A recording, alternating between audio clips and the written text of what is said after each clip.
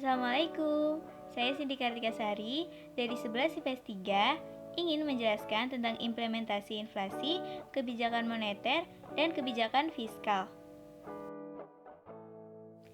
Yang pertama ada inflasi.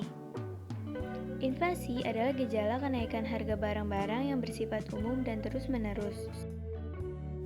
Penyebab dari inflasi yaitu permintaan atau daya tarik masyarakat yang kuat terhadap suatu barang atau munculnya keinginan berlebihan dari suatu kelompok masyarakat.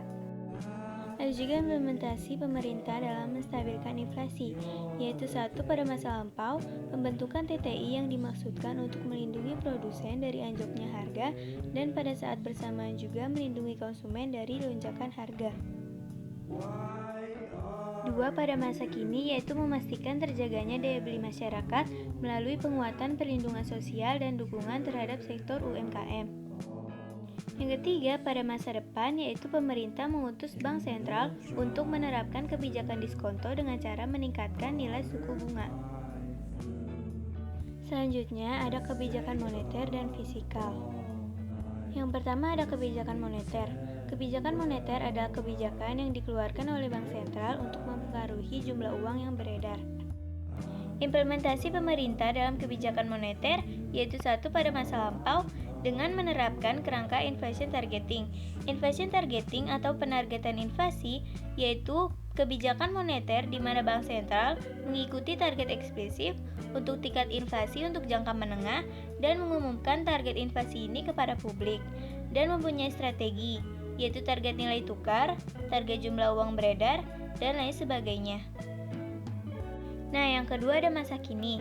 Dikarenakan kondisi sekarang sangat buruk, apalagi untuk masalah ekonomi negara, maka pemerintah memperkuat implementasi kebijakan untuk mendorong UMKM melalui korporatisasi, peningkatan kapasitas, akses pembiayaan, dan digitalisasi sejalan dengan Gerakan Nasional Bangga Buatan Indonesia atau Gernas BBI. Dan yang ketiga, pada masa depan, pemerintah akan mempercepat berlakunya ketentuan penggunaan rekening rupiah dalam negeri atau FOSTRO bagi investor asing sebagai underlying transaksi dalam transaksi DNDF, sehingga dapat mendorong lebih banyak lindung nilai atas kepemilikan rupiah di Indonesia. Setelah moneter, ada juga kebijakan fiskal. Kebijakan fiskal adalah kebijakan yang dikeluarkan pemerintah untuk mempengaruhi penerimaan dan pengeluaran anggaran pemerintah. Implementasi pemerintah dalam kebijakan fiskal yaitu satu pada masa lalu, pemerintah mengarahkan kebijakan fiskal pada upaya peningkatan daya beli masyarakat atau dorongan pengikat konsumsi dan dorongan investasi guna mencapai pertumbuhan ekonomi. Nah, yang kedua pada masa kini, pemerintah menyiapkan 3 kebijakan fiskal, yaitu memobilisasi pendapatan dengan menjaga iklim investasi, meningkatkan kualitas belanja agar lebih efektif dalam mendukung program prioritas, serta mencari sumber pembiayaan secara hati-hati dan efisien melalui penguatan peran kuasi fiskal.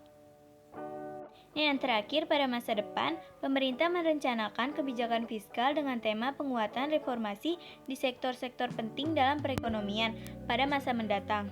Sekian dari saya, kurang lebihnya mohon maaf. Wassalamualaikum warahmatullahi wabarakatuh.